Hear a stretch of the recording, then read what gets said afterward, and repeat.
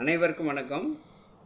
நான் உங்கள் ஸ்ரீ லட்சுமி ரமணாஸ் ஜோதிடர் வி சண்முகம், பொத்தனூரிலிருந்து. என்னுடைய செல் நம்பர் 95 97 37 90 91. வாட்ஸ்அப்பிலோ நேரிலோ ஜாதகம் பார்க்க விரும்புகின்ற அன்பர்கள் இந்த நம்பரில் தொடர்பு கொள்ளவும்.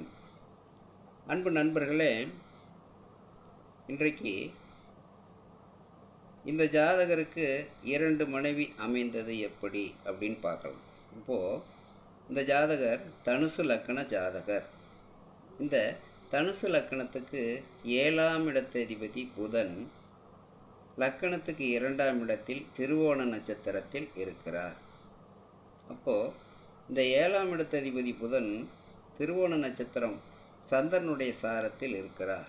இந்த சந்திரன் இந்த லக்கணத்துக்கு அஷ்டமாதிபதி 8ஆம் அதிபதி என்று சொல்லக்கூடிய வகையில் இருக்கிறார். ஆகினாலே இந்த அஷ்டமாதிபதி சாரத்தில் புதன் ஏறி திருவோண நட்சத்திரத்தில் இருந்த காரணத்தினால் இந்த ஜாதகருக்கு முதல் மனைவி இறந்து விட்டது. அடுத்த தாரம் அமைந்தது. இதே தனுசு லக்கணத்துக்கு 7ஆம் அதிபதியாக வரக்கூடிய புதன் 10ஆம் இடத்தில் ஆட்சி உச்சம் பெற்று ஹஸ்த நட்சத்திரத்தில் இருந்தாலும்,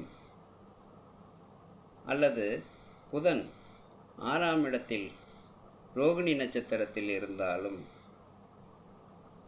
அல்லது புதன் 2ஆம் இடத்தில் திருவோண நட்சத்திரத்தில் இருந்தாலும் இந்த ஜாதகருக்கு முதல் மனைவி இறந்து அடுத்த தாரம்தான் அமையும். சரி, தனுசு லக்கண ஜாதகர்கள் எல்லாத்துக்கும் இப்படியா அப்படின்னா அப்படியெல்லாம் கிடையாது.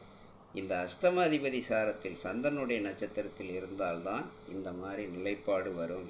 மற்ற நட்சத்திரங்களில் இருந்தால் இதுபோல் இந்த 2 தாரம் 3 தாரம் அமைப்பெல்லாம் வராது. அது அந்த காலகட்ட கிரக நிலையை பார்த்து நம்ம சொல்லணும். ஆனால் மெயினாக இது இந்த 3 நட்சத்திரத்தில் இந்த லக்கணத்துக்கு 7ஆம் அதிபதி புதன் எங்கே இருந்தாலும் அந்த முதல் தாரம் அந்த ஜாதகருக்கு நிலைக்காது. அல்லது ஏதோ ஒரு பிரச்சனை வம்பு வழக்கு, அல்லது நிலைக்காது, அல்லது பிரிஞ்சிருக்கும், இல்லாட்டி மரணமாயிருங்கிறது தான் அது உண்மை. ஆகையினால இந்த கருத்து எனக்கு சரியாக வருகிறது. உங்களுக்கு வந்தால் எடுத்துக்கலாம். நன்றி, வணக்கம்.